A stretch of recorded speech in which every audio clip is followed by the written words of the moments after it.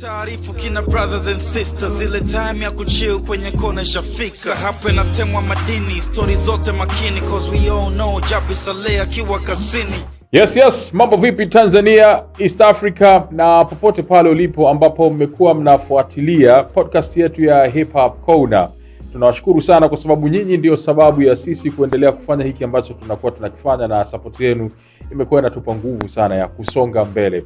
Na mara baada ya wiki kadhaa ambazo tulikaa kimya, leo tumerudi tena. Kuna mambo mengi yametokea kwenye taifa letu hapa, lakini tunamshukuru Mungu kwa uhai na uzima, na leo tumekutana hapa tukiwa kamili kabisa kukuletea episode nyingine ya Hip Hop Corner. Siku ya leo nina furaha sana ya kwamba tumemwalika mmoja kati ya ma-MC au sio, na wana hip hop mahiri kabisa Tanzania, na pengine ni bora kabisa kama sio mmoja wa wale bora wa muda wote, Maalim Nash. Yeye tunamfahamu mchango wake kwenye masuala mbalimbali ya kijamii, lugha ya Kiswahili na mengine mengi ambayo anayafanya kupitia sanaa yake. Sasa leo tutazungumza naye. Miaka karibuni hapa tukupata wasawa kuzungumza mawili matatu kupitia albamu yake ya Mhadhiri. Kwa hiyo nafikiri leo tutapita mle kwenye Mhadhiri na mambo mengine mawili matatu. Tunaamini kwamba ndani yake tutaweza kupata vitu vingi vya msingi ambavyo vinaweza vikanisaidia mimi na wewe na yule katika kuongeza maarifa kichwani, au sio bana? Sasa Maalim Nash yuko hapa leo, na pengine hii itakuwa ni moja kati ya episodes nyingi ambazo naamini tunaweza tukafanya naye, kwa sababu Maalim Nash ni mkubwa, ni mpana na vitu vingi sana. Karibu sana Maalim Nash. Oi Jabil, mambo vipi? Bwana mzuka. Kwema kabisa. Namshukuru Mwenyezi Mungu. Alhamdulillah, kila kitu kiko poa. Sawa. Na nashukuru kwa kunikaribisha kwenye Hip Hop Corner. Kwenye Hip Hop Corner, na imekuwa siku nzuri sana, ama wakati mzuri zaidi kuwepo hapa. Shukrani sana. Asante kwa kuweza kufika Maalim Nash. Tuanzie na kwanza kuna juzi kati hapo alikuwa nimeona kidogo, sisi tulikuwa tumekuzoea Nash MC. Sasa katikati hapo umelikacha jina la Nash MC, na siku moja ulinukuliwa watu wanasema bwana, watu wa Singeli wana kila mmoja anajiita MC na nini, na watu wa Singeli kidogo wakareact kama imewauma hivi. Ndugu yangu Samio Love kidogo ikamgusa, anasema kwamba kwa hiyo Maalim anatukataa sisi tunajiita ma-MC na nini. Kwa nini umebaki na Maalim Nash MC kama limeondoka hivi? Kusema ile watu wa Singeli nao wanajiita ma-MC ilikuwa ni na watania, lakini nimetoka kwenye, ilikuwa mara ya kwanza ilikuwa inaitwa Nash Y, ambayo kirefu chake kutoka mwaka 99 mpaka 2010 na 11 na 12 na 13 14 15 hapa ulikuwa unaweza kunipata kwa jina la Nash MC. Kutoka na Nash Y ilishia 2002 sijui 2002 2003 2005. Kutoka hapo 2007 8 huko kwenda mbele Nash Y likaondoka, ikaja Nash MC. Nash MC pia likachukua nafasi yake kutoka miaka ya 2010 2017 18 16 hapo chini kwa sababu ya ukuaji na namna ambavyo watu walipokuwa wanasikiliza nyimbo, tafsiri ya nyimbo zangu kwao ndo zikawapelekea wao kuona mimi naweza kuwa Maalim. Lakini Maalim pia ilikuja kuwa wimbo katika albamu ya Mzimu wa Shaban Robert ya mwaka 2012. Kulikuwa na wimbo alitayarisha Ray Teknohama unaitwa Maalim, wananita Maalim, kwa mistari yangu pia vina vyangu. Kwa hiyo Maalim ni kwa sababu ya ukuaji, Maalim Nash sababu ya ukuaji na kusogea kifikra. Kwa hiyo jina lazima lisadifu yale ambayo unayazungumza, viendane. Okay. So kuna ambao walikuwa naamini Maalim kwa sababu ya masuala ya kimani, kwa sababu umekuwa ni mtu ambaye una practice sana dini na nini. Amna Maalim, neno Maalim ni Arabic, ni lugha, ni neno la lugha ya Kiarabu, lakini Kiswahili angejiita tu Mwalimu Nash. Kwa hiyo au Teacher Nash. Okay. Kwa hiyo ni watu labda unajua watu wengi wakisikia Maalim wanajua sasa mzee fulani mtu fulani ambaye kiimani zaidi, imani zaidi, anawapiga sana watu msasa madrasa labda. Sure. Mimi ni maalim kwenye upande wa kiushairi, kinasaha, navyoweza kuwasiliana na jamii kupitia fani. Okay. Hiyo inakuwa maalim sasa. Bana, sawa. Kwa hiyo kuna possibilities kwamba hata mtu akikuita Nash MC sio mbaya, kwa sababu si jina ni moja. Mtu asikatai, ila nafikiri watu wengi sasa hivi wanaona jinsi ambavyo ninaweza kutumia sana maalim. Kwa hiyo watu wengi wanalikimbia, nao wenyewe wanaona tukimwita huyo jamaa Nash MC, mtu ambaye anijui, mtu wa pembeni anasema bada mshikaji na madevu, lakini kumbe mgonga singeli. Lakini sio baya. Okay.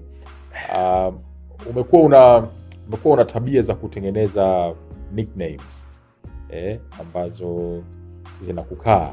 Yaani bahati nzuri katika wasanii wachache ambao anatengeneza nickname na mkana, wewe ndio miongoni mwao.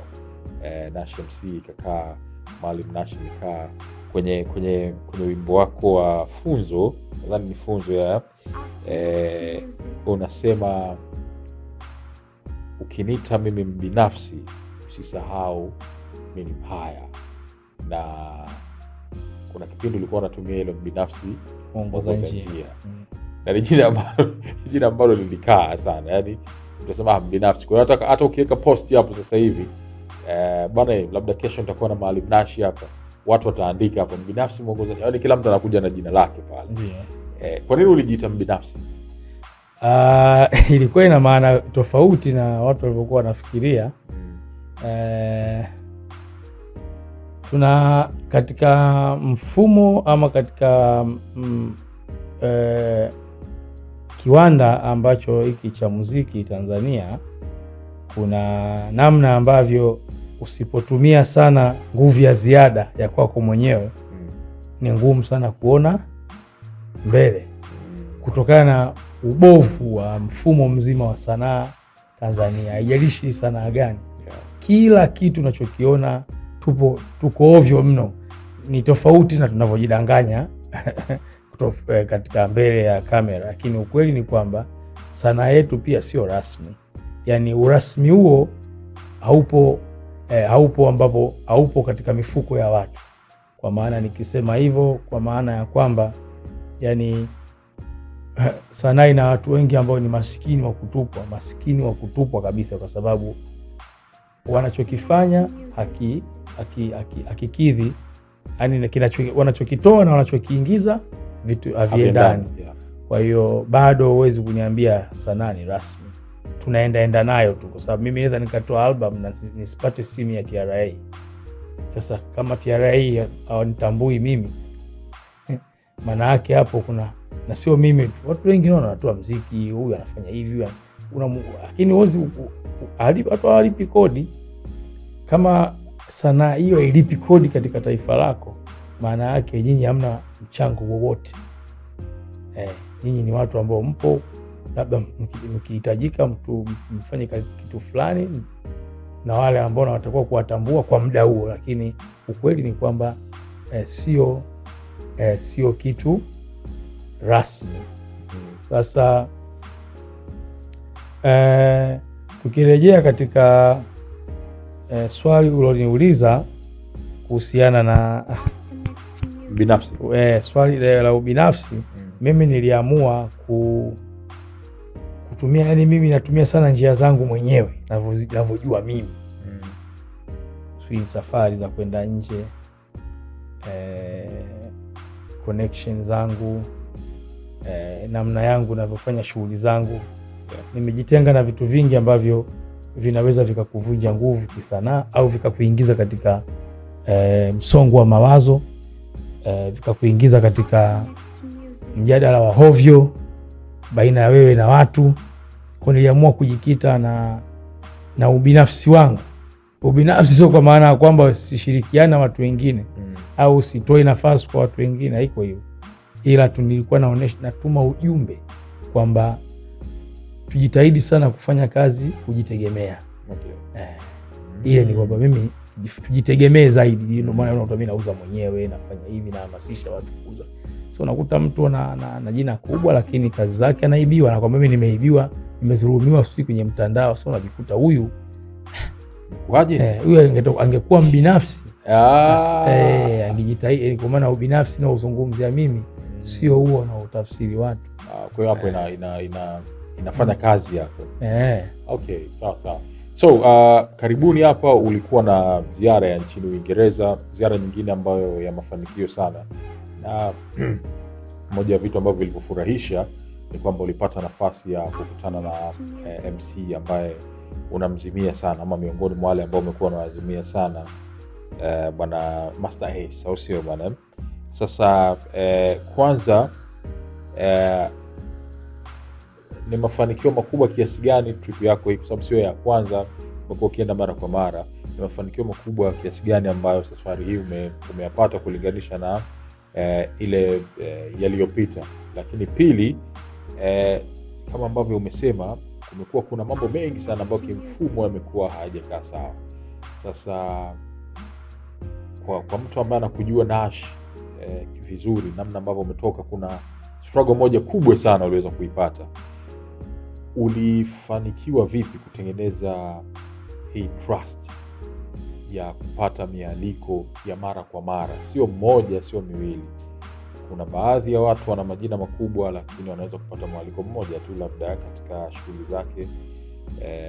Anaweza kuwa yupo kwenye hawa MC makini kwa maana ya conscious na nini, lakini hajapata hiyo. Yani anaweza kupata mara moja tu pengine na asirudi tena, lakini wewe umekuwa ukipata mara kwa mara. Ni namna gani uliweza kuitengeneza hii njia mpaka ukafikia mafanikio haya? Nikijibu swali la kwanza, kwanza leo ningeweza niainishe tu kwamba Master Ace tulikuwa tunawasiliana toka mwaka 2022. Bwana, okay. Kwanza Watanzania au wapenda hip hop leo hapa wanaweza kawapata kitu kingine.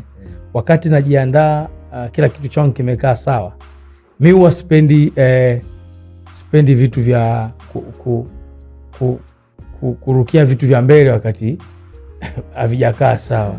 Nilipoona tiketi iko tayari, visa iko tayari, na safari yangu ya Marekani iko tayari kipindi kile, ni mimi Master Ace, kwa sababu Master Ace amna katika vichwa wa hip hop, amna asiyejua huyu na Master Ace nani. Na ni favorite wa MC wengi sana duniani. Yani hivyo niseme ni MC mkubwa sana, bila shaka. Kwa hiyo mimi nampenda kinoma, yani namkubali, hata mashairi yake anavyotunga, lugha nyepesi, fasihi nzuri, unamuelewa, na mimi napenda hivyo, ananivutia sana. Kwa hiyo nilimtumia ujumbe kwenye Instagram kwamba mimi naitwa fulani, natoka nchi fulani, mimi bana kukubali sana, lakini nitakuja US kutoka tarehe fulani mpaka tarehe fulani. Mimi nilikuwa nataka kufanya kazi na wewe, nikija hapo nipate kufanya kazi na wewe kwa sababu ni ndoto zangu. Akanijibu akaniambia tuma email, akanipa email yake. Baada ya kutuma email nimpe idea, akanitajia na bei, ilikuwa ni 16 bars kwa wenzetu ni $1,200. Alinitajia hiyo, email zote ninazo. Nikamwambia okay, nikamwambia basi sawa, mimi nitakapofika nitaweza kutafuta, kwa sababu nitakuja. Nikamwambia nitakuwepo New York kuanzia tarehe fulani mpaka tarehe fulani. Kwa akanitajia studio za kwenda ambazo unalipia kwa 1 hour kwa $250, sijui 2 hours kwa dola, ilikuwa ni iko Manhattan hiyo studio. Nikawacheki wale jamaa. Sasa ilikuwa Mariaga Saidi ndo aweze kuilipia ile hela. Sasa wakati tunajiandaa, mimi tunawasiliana Master Ace nikiwa hapa, Mariaga akapata safari ya kuja hapa Bongo. Sasa kila kitu kikawa kimevurugika. Kwa hiyo wakati mimi nafika Marekani, nikamtumia ujumbe, nikamwambia anko, mimi nimefika hapa lakini nimekutana na changamoto 1 2 3. Kwa hiyo akaniambia no problem, hamna shida, no problem, kwamba tunaweza kufanya wakati ujao. Na mimi pia najiandaa ziara ya kwenda, alikuwa na ziara ya kuja Europe. alikuwa anaenda Ulaya kwenye ziara zake. Kwa hiyo akaniambia na mimi naingia Mtoni, nimepata ziara kweli, kuangalia ratiba yake hatokuwepo pia. Hata kama tungekuwa kila kitu kiko sawa, yeye pia asingekuwepo. Na nilichokuwa namsisitiza ni kumwambia kwamba bwana, hiyo collab yetu itakuwa na video. Akaniambia okay, itakuwa na audio, tutafanya pamoja studio pamoja. Akaniambia wewe ukipenda, ukishanilipa hela nitakuja studio, tutafanya pamoja. Kwa hiyo yeye mwenyewe alikuwa excited.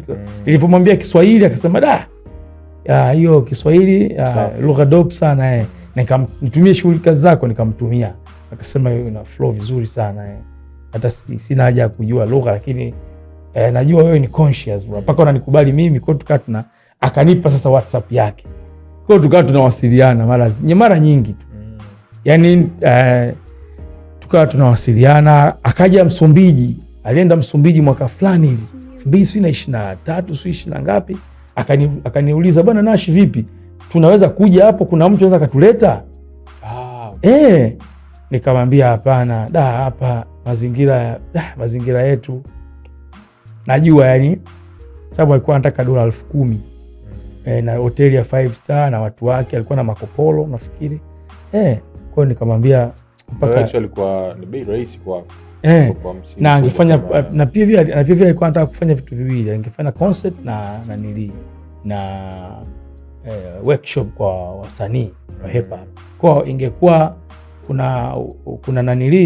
kuna watu wanahitaji. Mimi najua tabia za wata hip hop Tanzania na tabia za mashirika na makampuni hapa kuhusiana na hip hop. Kwa tungeanza kusumbuana, ingeanza kuwa mvutano, huyo ndo nani, huyo si hatumjui.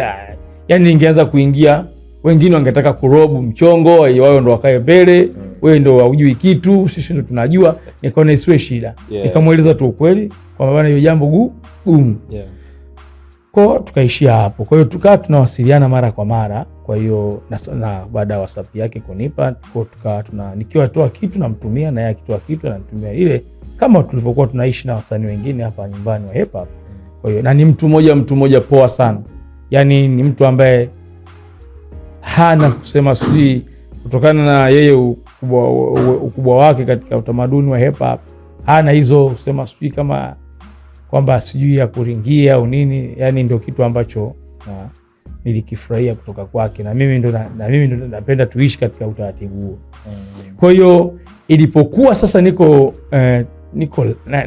nilipopata safari ya msimu huu kwenda Uingereza, nikuangalia ratiba yake, naona atakuwa London tarehe 10. Mimi natakiwa nirudi Bongo tarehe 7 Novemba. Huyu jamaa atakuwepo, atapiga tarehe 10 Jazz Cafe. Mimi narudi tarehe 7, hiyo kitu haiwezekani. Nikapiga simu kwa mshikaji wangu yuko pale Turkish Airlines, akaniambia oya, hapa ni dola 100 na ngapi? Dola 100 kama na 8 hivi. Kubadili ticket. Kama 300,000. 280. Dola 100 sijui na ngapi ile sijui. Nikaambia 300,000. Kuna mtu nikampigia simu, mshikaji wangu aitwa Shabani Ahmadi. Nikamwambia Shabani, mimi nakupa 200,000. Mtia laki hapo. Aliweka laki, tukabadilisha tiketi. Ikasoma tarehe 12. Alimradi niingie katika ile show. Mshikaji wangu anaitwa Adam Rogers, ndio anafundisha, ni mzungu, yeye Muingereza, ambaye ndio mwenyeji wangu, mara kwa mara tunakutana pale. Yeye ndo akaniambia bana, kwa sababu jamaa unaonekana umemkubali sana, mimi hizi tiketi nitalipa mimi, na mimi nikaenjoy. Kwa hiyo akalipa tiketi, ilikuwa ni pound 26. Kwa hiyo Adam akalipa. Tulipokwenda nikana chati naye, bwana vipi, mimi bwana niko hapa. Uko hapa bwana, nitakupata tukutane tarehe 10, tukaa tuna chat. Ushakata tiketi? Nikamwambia tiketi ninazo. Good. Akaniambia basi tutaonana kwenye meza ya merchandise. Kwa hiyo ndio maana tumepiga ile sehemu tulipiga picha, ni sehemu hapo anauzia ambapo alikuwa anauza bidhaa zake. Alikuwa na mkewe pia.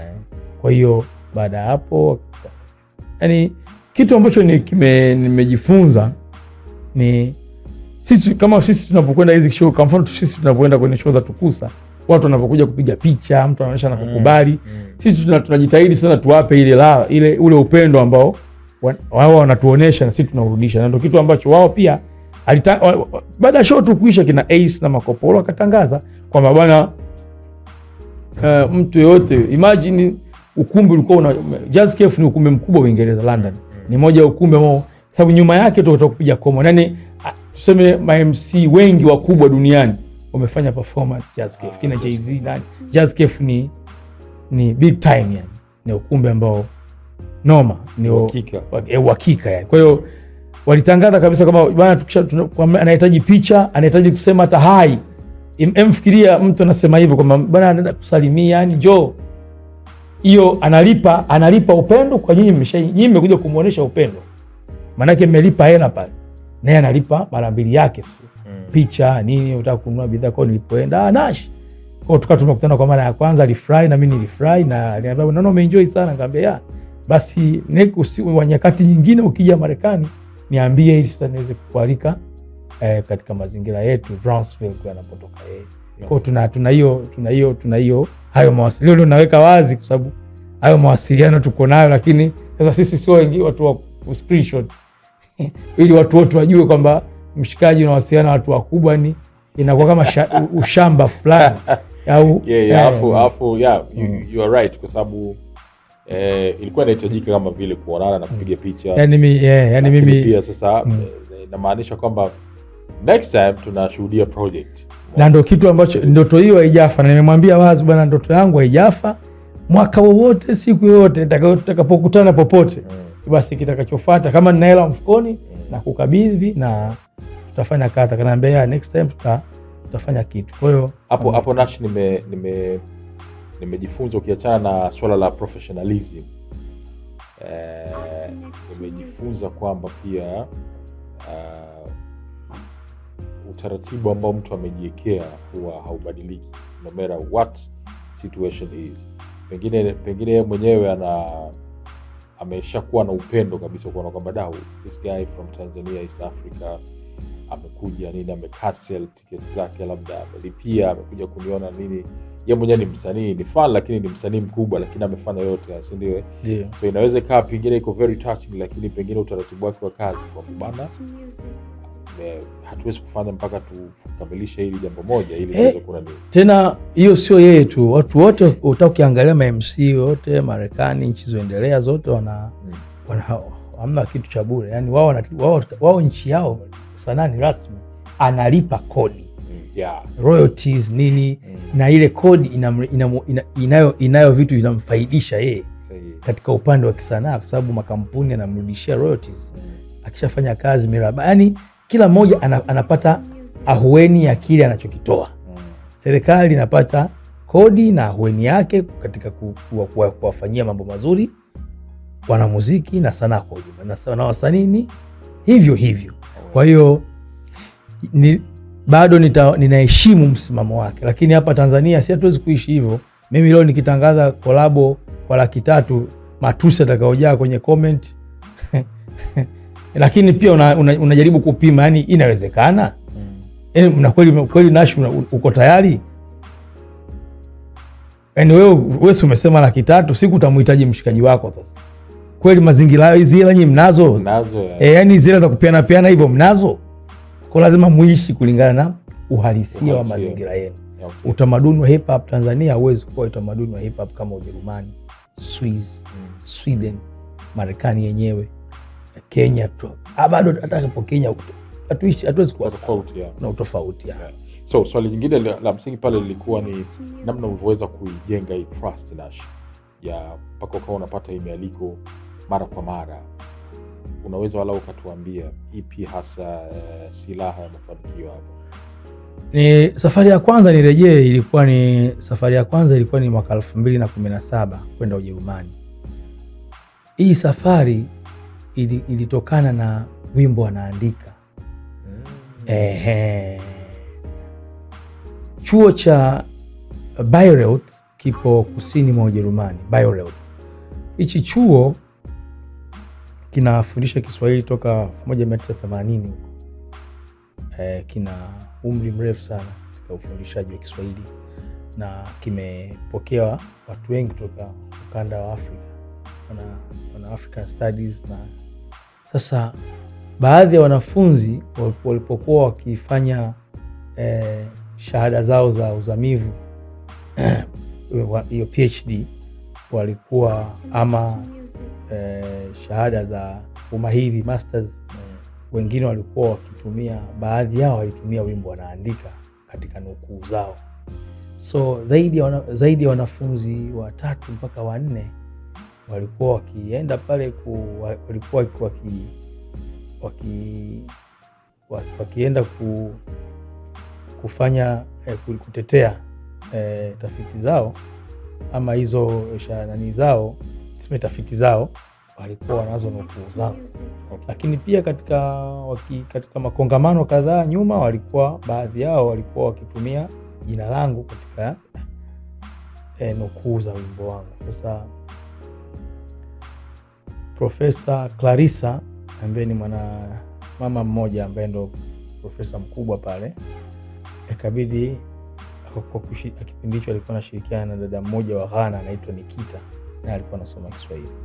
Wakaja walipokuja Tanzania, au kwanza walinitumia email, habari safi bana, tunaitwa fulani, tumeenda kusikia wanafunzi hapa wana kutaja na nini, tumefurahishwa na tunatamani tukija Tanzania, walikuja 2016 nakumbuka, tukija Tanzania tutakutana na wewe.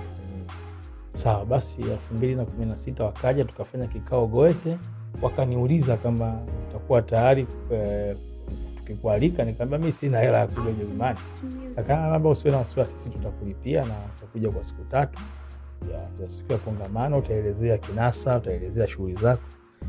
Ndio ilipotokea hapo.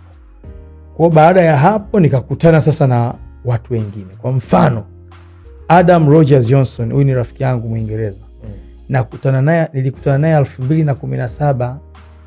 Alikuwa amekuja kufanya presentation ya mada yake akiwa mwanafunzi chuo kikuu cha SOAS London. Adam tukabadilishana mawasiliano, urafiki ukawa kutokea hapo, lakini alikuwa naye anazungumza tayari Kiswahili. Adam huyu ndio aliyekuja baada ya kupita 2017, 18, 19, 20, 21, 22. Mwaka 2023 ndio Adam kwa kushirikiana ndio walionialika mimi chuo kikuu cha SOAS. Unaiona hiyo connection? Mimi naanza kwenda Uingereza safari ya kwanza baada ya Adam kuwa sasa ni senior lecturer, mhadhiri mwandamizi chuo kikuu cha SOAS. Umeona hii connection? Haikuwa na haraka, tulisubiri. Kwa hiyo mtu mwingine anaweza kuona tumeenda Uingereza tu kutoka kusikujulikana, kumbe ilikuwa ni plan ya muda mrefu sana. Na uliwekea subira. Kwa hiyo hapakuwa na haraka. Kwa hiyo ukiangalia connection ilipotokea kutoka mwaka 2017 kwenda Ujerumani, ndo safari zikazaliwa safari za Ujerumani nyingi. 2018 ilikwenda kwenye matukio kadhaa. 2018 nikarudi, sikukaa sana, taasisi zingine zikanicheki, nikaenda. Kwa hiyo nilienda kama mara 2 katika mwaka huu mmoja, afu baadaye sikwenda. Nikaja nikapata safari ya Kampala, lakini ilikuwa shirika la Kijerumani la Goethe, ilikuwa ni Your Music Your Voice, ilikuwa ni kubwa sana, zaidi ya wasanii 13 kutoka Afrika tulikutana pale. Lakini nayo pia ilikuwa na ushindani, yalikuja majina mengi, lakini baadaye jina langu lilienda, na sikuwahi kumwambia mtu yoyote, lakini kulikuwa na majina ya wana hip hop wengi kweli. Lakini walichokuwa wanataka wao na majina yalokwenda, jina langu likaonekana lina kitu tofauti na wao walichokuwa wanahitaji kuliko majina yalopendekezwa huko mbele. Lakini pia sikuwahi kujitokeza mbele, sijui yani kuna ile hali fulani ya kuja kutaka kuchukua maujiko kwa watu kwamba wewe ulijina. Kuna hizo tabia ambazo sionagi kama zina faida yoyote. Lakini 2023 nirudi tena Ujerumani. Alafu ndo huo mwaka wote nikaja tena. Kwa nilikaa tena miaka 5 bila kwenda nje. Kwa hiyo huwa inatokea na silazimishi, mara nyingi huwa inatokea kukiwa na jambo maalum. Mimi siwezi kusafiri kutumia gharama zote hizo, sina uwezo huo, lakini gharama huwa zinatolewa kwa sababu watu wanakuhitaji. Lakini kwa nini wanakualika? Kwa sababu umeweza kufanya nao kazi vizuri,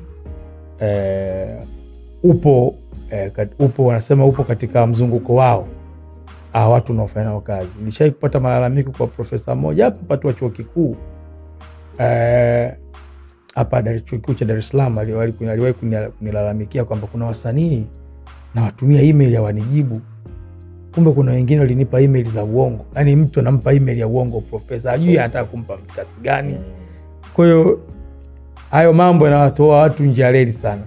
Unakuta kuna mtu mmoja alitakiwa aende China, nafikiri asafiri na huyo profesa, lakini alikosa hiyo nafasi kwa sababu hiyo apokei simu wala ajibu email, au akipokea simu anampa mpambe wake. Aliniambia hizo vitu. Kwa mimi siwezi dharau hizo. Kwa hiyo profesa alikuja akastaajabu kweli, yani akatuma na message kwamba lengo lake ni nini, jamaa akampotezea.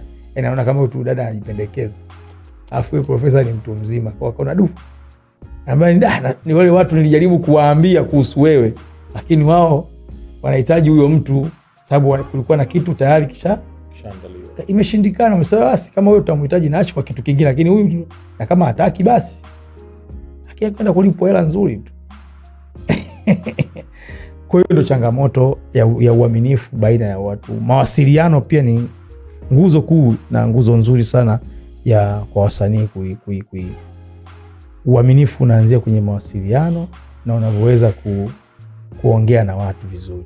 Okay. Hiyo ndio kitu ambacho mimi nawekeza sana. Lakini leo nitoe siri moja. Kuna matukio mengine mimi sikualikwa.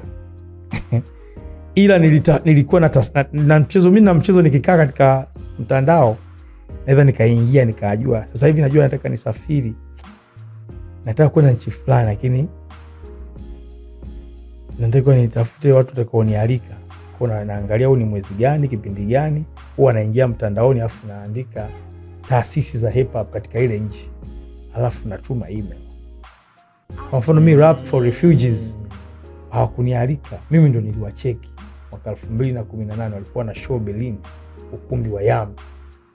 Nikawa text, nikamwambia bwana, mimi naitwa fulani, CV yangu hapa, nimeona mna kitu mwezi fulani. Mimi nishawahi kuja Ujerumani, lakini mimi napenda kujifunza zaidi kutoka kwenu. Jamani nilivyoambia akasema itakuwa poa kweli yani, lakini bwana changamoto yetu sisi hatuna malazi, au malazi yetu takuwa hivyo. Akanielezea kwa kama utapata watu watafanya hivi na hivi, sisi wewe tuko tayari. Kwa hiyo watu bila mwingine wasifikiri vitu vinakuja tu. Tujitahidi sana kujiongeza, maana yake ni ndio kwa staili hiyo. Sio kujiongeza kudandia mitikasi ambayo haina mpango. Yaani kujiongeza ni kufanya vitu vilivyokuwa na faida. Unaona? Iko sehemu nimealikwa na sehemu zingine nilituma email. Si mimi tayari nina kitu.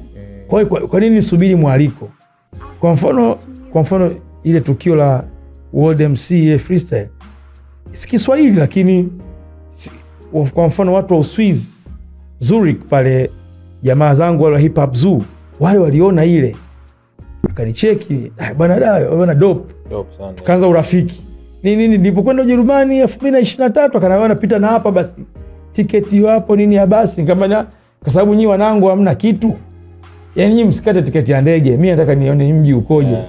Nataka nisafiri, kwa nikatumia muda mrefu kusafiri kutoka Bayreuth kwenda Zurich na enjoy maisha nini unajifunza, lakini pale nilipofika nikapokelewa, nikakaa nikajifunza maisha ya hip hop Zurich, na jamaa wanaleta wasanii wakubwa. Fuatilia Hip Hop Zoo, ndio wao ndio wanaleta wasanii wakubwa wote unaowajua Zurich. Hakuna hata organization nyingine ya hip hop ama promoters wakubwa.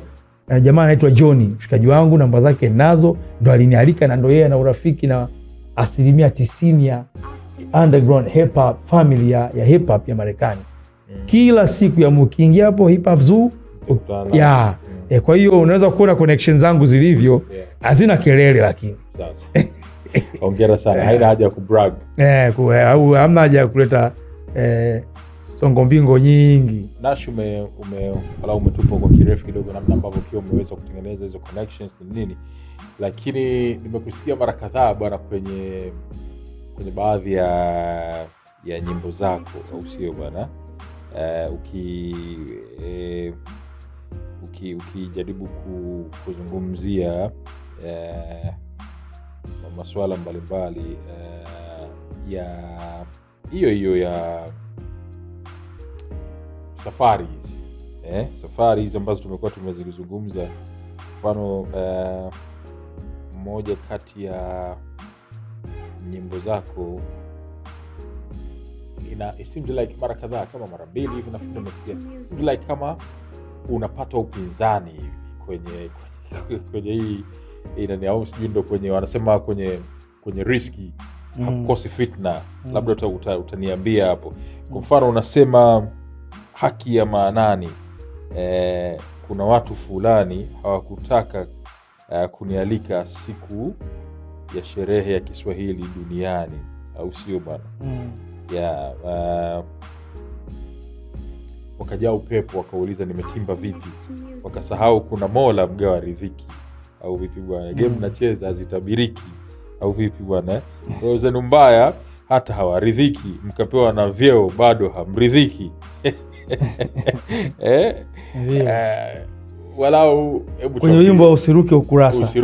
Wakati niko Washington, hiyo nimeenda kule, ika DJ Luke Joe na watu wengine waliokuwa wanafahamu uwepo wangu wakajaribu, wakapiga simu. DJ Luke Joe ni mjomba mkubwa sana, alikuwa DJ mkubwa hapa Tanzania miaka hiyo, yenzi kina Kusaga. Yeye yupo Marekani muda mrefu, ashaikuwa mwenyekiti wa Tanzania. Wa Washington, DMV yote ile. DMV ile, Maryland, DC yenyewe na Virginia, DMV. Sasa yeye ndo mtu wa kwanza alikuwa Balozi de la Soul. Alipojua mimi niko pale akaniambia mtafute mtu anaitwa Joe hapo bwana. Mimi niko London, lakini kweli connections zikatembea. Unajua hip hop tena. Uncle Balozi akamcheki DJ Luke Joe akanifuata mpaka nilipoishi. Yaani namshukuru sana, alionyesha upendo sio mchezo. Bwana vipi Nash bwana, mimi na bwana kwanza nilifurahi. Unajua ile umeingia sehemu ugeni nini. Kana hata profesa mwenyewe Mark aliponialika aliona kwamba jamaa kweli watu anao. Kwa nikamuelezea azma yangu ya mimi nataka kufanya nini. Kwa kwanza nikapata, akaongea na nikamwambia nataka nifanye mahojiano ya moja kwa moja ya Voice of America idhaa ya Kiswahili. Lakini tayari nilikuwa na mimi nishatuma email kwa kina Mary Mgawe kwa mimi naitwa fulani nakuja. Unaona? Kwa akaniambia hamna shida. Kwa baadaye akamcheki Hamza Mwamoyo ambaye ndo mkurugenzi wa idhaa ya Kiswahili. DJ Luke Joe na Hamza Mwamoyo wote wako Marekani pale, wakawasiliana, iko kwenye gari yake, bwana kuna mtu anaitwa hivi na hivi na hivi. Kama si rahisi mtu kupata mahojiano ya moja kwa moja VOA. Wao walipitia profile yangu akasema huyu anaenda. Na kweli wenyewe walifurahi. Kwa hiyo niliangalia ile interview ilikuwa nzuri. Unaweza kuona pia na mimi ninavyocheza kwamba kabla sijaondoka hapa nilikuwa nisha set ratiba zangu zote. That's hiyo ndio ukisikia mtu anafanya mambo yake kwa uweredi, kwa maana kwamba mimi sikurupuki. Sio nasafiri tu ndio umefika unalala ndani. Lazima huyu tayari aliyekualika naye unamtumia ratiba zako, kwa maana umenialika kutoka tarehe hii mpaka tarehe hii, lakini na mimi nataka niende hapa na hapa na hapa na hapa. Anaona yes, sio mzigo huu. Kwamba kweli hip hop anaitumia inavyotakiwa. Kwa hiyo akampigia mjomba Hamza Mwamoyo akasema bwana hiyo imepita, akapiga simu nikapata hiyo nafasi. Ikafika tarehe 7 mwezi wa 7 mimi niko pale, ilikuwa ni siku ya Kiswahili duniani. Ubalozi mimi niko pale pale. Watu wakajaribu kupenyeza jina langu kwa Balozi kwa nani? Yaani wewe sio maarufu, hakujui mtu, sio star. Yaani pamoja na kusemwa CV yangu huyu na Kiswahili huyu ndo mwenyewe bana, yani watu nyimbo zake nyimbo hizo hapa hata wabongo hata hawezi kucheza hizo. Huyu bwana mwalikeni bwana mtu watu kapambana waliopambana, lakini wenyewe wakasema huyu sio sisi, ni Mtanzania mwenzao. CV yangu kwenye Kiswahili huwezi kufanisha na wasanii wengi. Sahihi. Umekuwa balozi mzuri na mkubwa. Na silipwi senti 5. Amna serikali je kulilipia safari hata moja. Wenyewe huwa wanaona nimetaka sana barua kwamba bana ili iwe rahisi kupata visa na hii safari inahusu lugha, au ataniuliza kuhusu watu wa lugha, nitaenda BAKITA nitaomba barua kwa taratibu tu, au nitaenda BASATA nitaomba barua ambayo ni haki yangu. Sijawahi kulipiwa tiketi. Labda kama safari haina tiketi, nitajua mimi niwasiliane na marafiki zangu binafsi, Jabiri bana, mimi nataka niende nchi fulani, hii safari hii na umuhimu kweli, sitokuwa na hela kutoka hapa, lakini nikifika kule mimi nitapata chochote kitu.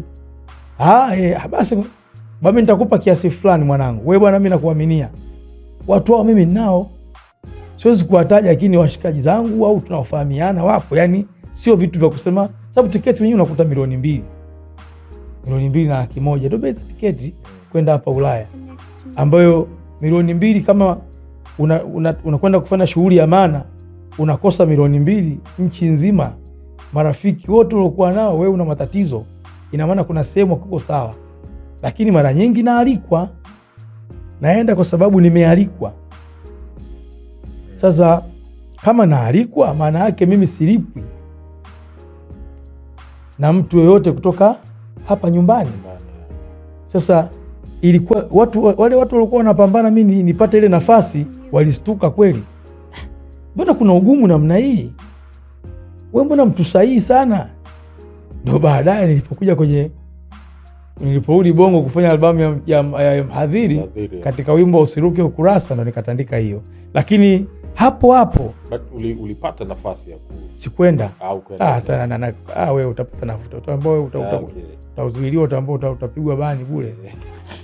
Lakini hapo nimshukuru sana mshikaji wangu mmoja anaitwa Shabani Maipambe, mzee wa matraka, nimemtaja katika huo wimbo. Umemtaja. Nimshukuru sana Bigiro Alphonse. Bigiro yeye ndo alihakikisha mimi nafika Marekani. Yeye ndo alilipa ticket, watu labda hawajui. Yeye ndo alilipa ticket. Safi sana. Lazima niongee. Yeye ndo alilipa ticket ya mimi kwenda Marekani. Kwa sababu muda mwingine lazima vitu viwe wazi ili watu wasio wanaona kabisa kwamba mshikaji, kwa sababu kuna tabia fulani imejengeka kwamba ukiwa unasafiri sana yani wewe serikali inakutumia. Watu wanafikiria hivyo pia. Mimi naitaga wazee wa kutangulia sana mbele. Yani ile inakuwa ni jazba. Kwamba mtu kwa nini sana tafuta ili apate kufurahisha nafsi, anawaambia watu hivyo. Lakini Biggs profesa aliniambia mimi nitafanya kila kitu ukifika hapa, sababu hawakuwa na budget. Sasa nilivyomwambia Biggs akaniambia wewe, hiyo opportunity mwanangu hatuwezi kuiacha. Na kule True School Wisconsin Milwaukee alinipeleka yeye na gari yake. Kwa hiyo na hapa hip hop Bongo kila mtu anamfahamu hapa jinsi Biggs anavyosupport watu wengi sana. Shout out kwake. Sasa hii unaweza kuona ni namna gani tunavyoweza kuishi vizuri katika utamaduni wa hip hop. Kwa hiyo mistari ilikuwa inasema hivyo. Kama upite nao. Nikapita nao. Na nafikiri waliipata.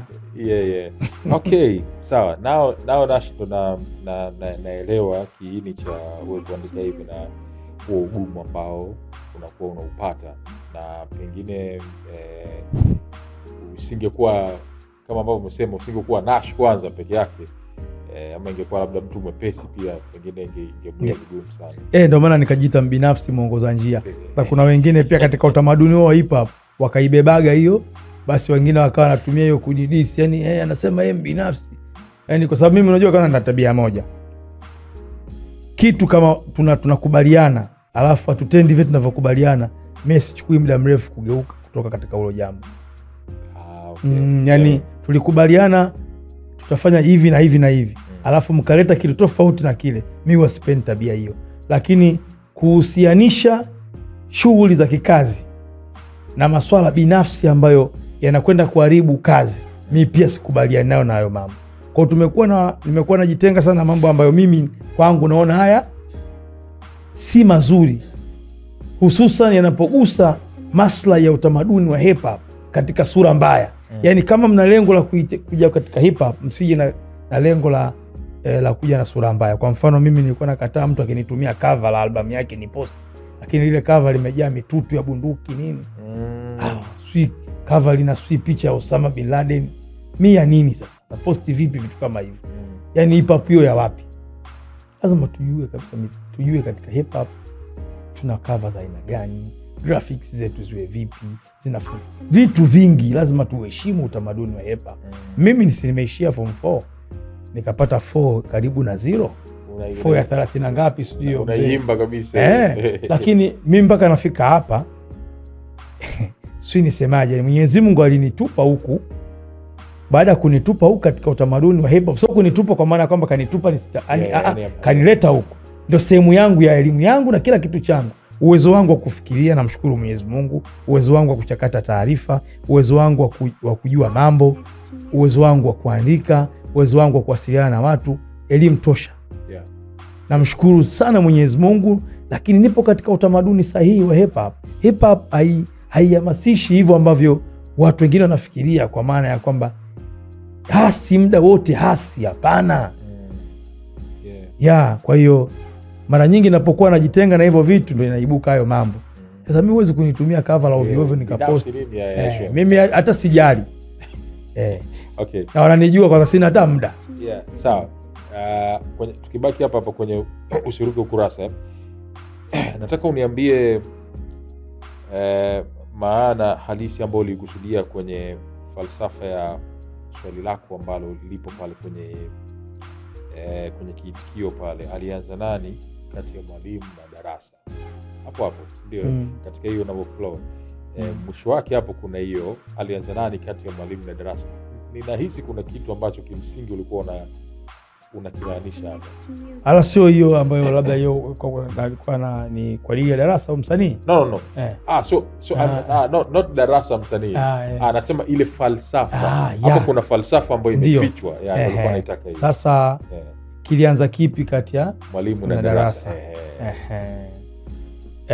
Lazima kwanza tujue wakati tunataka kwenda katika mtiririko. Unajua katika ushairi kuna kitu tunasema lazima umpe mtu tafakuri. Yaani ushairi ambao hauleti tafakuri, kwanza tunasema huu ni ushairi mwepesi. Au na ladha. Ndio maana kuna Waingereza wanasema the art of lyricism, sanaa ya ushairi. Sanaa ya ushairi ni pana sana. Ndio hiyo ndani yake unakutana na fasihi, tafsida, vingi sana ukutana. Sasa hivyo vitu nikisema kilianza kipi kati ya mwalimu na darasa, nilikuwa naongea kwa maana ya kwamba wakati fikra zangu nazozitoa zina wewe kama mshabiki wa mziki unapimaje fikra zangu, unazipimaje?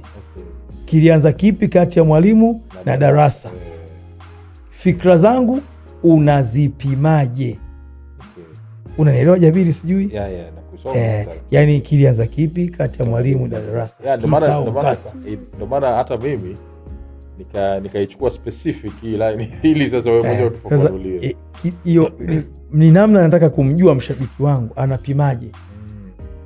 Mimi naweza kusema kilianza kipi kati ya mwalimu na darasa wakati ambao naandika ule wimbo. Pia nakumbuka nilikuwa nawaza sana kuhusiana na tukio lilienda kupokea cheti pale chuoni pale, unaona, pale University of North Carolina.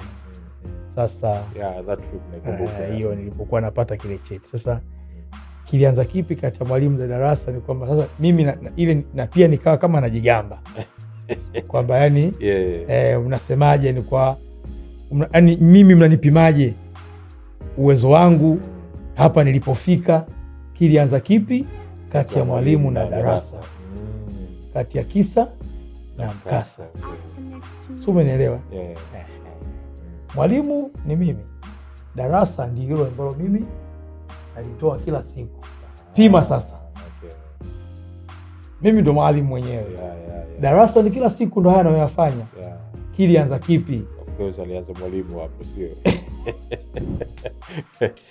Zaona sasa, kwa hiyo kuna wakati mwingine lazima kuna mwalimu alafu darasa linajengwa. Mwalimu akishapatikana anafundisha popote. darasa hata chini ya mwembe, zamani chini ya mwembe. So ushanielewa. Yeah. So yeah, sometimes huwa napokaa na kupitia hizo nyimbo zako nakumbana na vitu vya aina hiyo. Yani kwa hiyo mara nyingi huwa napenda sana kupata kufahamu, na pengine leo itakuwa pia kwa watu wengine watakuwa pengine mtu anasikia lakini hajawahi kuitafakuri. Na kwa kuongeza kidogo, yani na leo niwaambie tu watu ambao wanasikiliza nyimbo zetu, yani jitahidini kusikiliza nyimbo. Yani na marafiki zetu wengi wananunua album, wanasikiliza, lakini unakuta kwenye album wanasikiliza wimbo mmoja tu. Light kama wangekuwa wanatusikiliza inavyotakiwa, nafikiri tungekuwa tunavuna watu wengi zaidi. Wangekuwa mabalozi wetu wazuri sana. Kwa marafiki zetu mnaonunua album, hakikisha kama ulinunua album, rudia tena kusikiliza kwenye gari yako, nyumbani kwako, popote. Sikiliza tena upya. Alafu pili utajua kutofautisha namna wa mashairi ya hip hop yanavyoandikwa na mashairi mengine yanavyoandikwa. Inawezekana wote tukawa tuna rap, wewe ukahisi wote ni hip hop, lakini hip hop inayo uandishi wake rasmi kabisa. Mimi navutiwa na Master Ace siku ya kwanza tu kwa sababu ya aina ya ushairi wake. Navutiwa na Common, navutiwa na Talib Kweli, Jadakiss, Nas.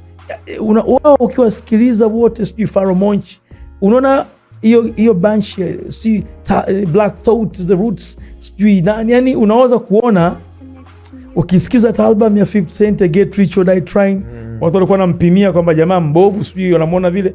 Nenda kasikize mashairi, kasikize instrument, utagundua hip hop sana mzee. So hip hop ni namna unavyotumia ushairi wako. Inaweza kama unatumia lugha hii, lakini unavyowasilisha nyepesi wakati mwingine, lakini ladha, hicho ndio kitu tunachokihitaji katika hip hop. Naam. Umetisha hapo, na katika kuongezea hapo, kwanza kabla hatujatoka hapa nikupe pongezi kwenye vitu viwili. Kuna namna ambavyo unakabiliana na changes, na nadhani hichi ndio kitu ambacho kinakufanya unakuwa hai. Yani mali vitu vyote vinatokea, unaenda navyo. Wakati mwingine unaweza ukavigusia, tutakuja kuangalia namna ambavyo unavigusia labda kama katika kuvikemea, lakini unakuwa unakubaliana. Kwa mfano BBM, that was the time ambao tulikuwa tuna masuala ya Blackberry na nini, ndio ukajaribu kuitohoa, ambayo BBM ni beti bora milele. Beti bora milele, wimbo mzuri na upenda sana. Umeona. Na before that hapo ulichukua kitu kama VVU, vina vikali spin, lakini pia when mabadiliko ya Instagram na nini haya ilipoingia masuala ya TBT, wewe ukaleta hapo kwamba tunacheki napiga mapicha TMK, nakumbushia mapicha kitambo. Nakumbushia mapicha kitambo, ndio ukaja na hiyo. So hiyo hongera, kwa sababu pia inaonyesha kwamba huyu jamaa bado yuko hai. Yani haya mabadiliko anakwenda nayo. Lazima katika utamaduni wa hip hop lazima uwe mtu ambaye unaangalia ulimwengu uko wapi. Na katika kitu kibaya zaidi, Jabir, ni kazi hapo. Hamna kitu kibaya sana kuwa mwana hip hop alafu kuna taarifa. Mwana hip hop makini, anayejitambua, anayejielewa, lazima ajitahidi kutwa kucha kuwa na taarifa. Mwana hip hop ni kama msoma habari muda mwingine wa kitofauti, lakini kwa maana ya kwamba lazima ujue vitu kwa dunia kile kimetokea nini, kiwe cha kijinga, kiwe cha kipuuzi, kiwe cha kuelimisha, cha kuburudisha, yani ujue ulimwengu. Kwa sababu ushairi ndio nataka, ili ushairi wako uweze kuwa mtamu, lazima ujumuishe vitu vyote. Okay. Sasa advantage yake ni kwamba unavijua hivi vitu alafu ndio unaweza kuvizungumzia. Ndio kitu ambacho tutakuwa tunakisema. Na kuna lines ambazo nimezichukua kwenye Mwenye Enzi. Ndio wimbo huko kwenye Mhadhiri. Najitahidi kujilinda na hila za binadamu, lakini wapi bwana, wakaleta Facebook, Twitter na Instagram, Snapchat, TikTok, mara Telegram, au sio? Wamenifunga kifikra, wamenipa kitambaa, mimi sioni. So katika kitambaa usoni. Usoni. Yeah. Sasa ukicheck hizi lines ni kwamba kwanza kama ambavyo upo alive. You know about Facebook, Twitter, Instagram, Snapchat, TikTok na Telegram. Au sio? Mimi hata hiyo Snapchat sijui, lakini mzee wangu unaona sijajiunga TikTok na Snapchat, sina hizo. Lakini unajua nafahamu kila kitu. So lakini nasema umenifunga kifikra, wamenipa kitambaa mimi sioni, si ndio? So sijui, labda unaweza ukaichanganua kidogo, lakini ndio hapa tunakuja technology na namna ambavyo unaikabili, lakini pia unaitumia sasa katika kuelimisha. Kumekuwa na mijadala mingi namna ambavyo matumizi ya teknolojia duniani, hususan katika nchi za Afrika. Sisi ni moja ya watu tunaotumia app za kutosha. Mimi nimejaribu kukagua simu za washikaji zangu wazungu ikiwa naposafiri, wana app chache sana. Kuna huyu Adamu tu, mshikaji wangu Uingereza, Instagram yake anakaa wiki 3 hajapita, lakini emails, WhatsApp yenyewe sio sana, labda message, yani anawasiliana na watu lakini after some time yani sio. Sasa mpaka siku akaniuliza, bwana mzee, naona yani asubuhi tu anakuta niko na simu na kama mimi mwenyewe lakini mimi sasa, kwa sababu duka langu, maisha yangu, mtu akitaka album lazima anitafute kwenye simu, nauza mwenyewe. Kwa mimi siwezi kusema niko addicted. Bado ndo nikiingia tu hapo nakuta kidogo tu, nikipotea unakuta tayari ni message 6, bwana album yako nitapata vipi? Unaona, kwa sina namna. Lakini matumizi ya mitandao tangu imekuja hii social media, hususan sisi huku nakuta mtu asubuhi mpaka jioni daladala, kila mtu, matumizi kiujumla yamekuwa yako juu zaidi ya kazi tunazofanya. Muda tunaotumia ni mkubwa zaidi, na imani kwamba wanaofanya kazi za kimitandao kujiingizia kipato ni wachache. Wengi tunatumia kuangalia tu vitu vya kawaida. Sasa maana yake wengine wanasema ililetwa kwa ajili ya kutupunguza kasi huku upande wa Afrika zaidi, sababu wao watumii hivyo. Na sio mmoja tu, mimi rafiki zangu wengi wanaoishi nje ya nchi, si watu nawasiliana nao sana katika njia hizo. Email nikituma, anakuwa kazini anaona, lakini simu, Instagram natumia message sio chelewa. Nadhani wenzetu email ni kitu cha msingi sana. Sasa nilikuwa na maanisha ni kwamba umetufunga hatuoni, yani ni kama ulevi. Kwa hiyo kama ni steam pomoni, ni kama tumepewa kitu kilevi kinatulevya sasa. Tuoni mbele badala ya kutendea kazi ambacho kwa hiyo mitandao yote hii watu unaanza kuona inavyotubana na inavyotuziba, hasa hususan huku sisi Afrika. Nikizungumzia Tanzania ndo kabisa usipime namna ambavyo tunaitumia. Ndio maana nimekuwa nimeizungumzia katika mtindo huo.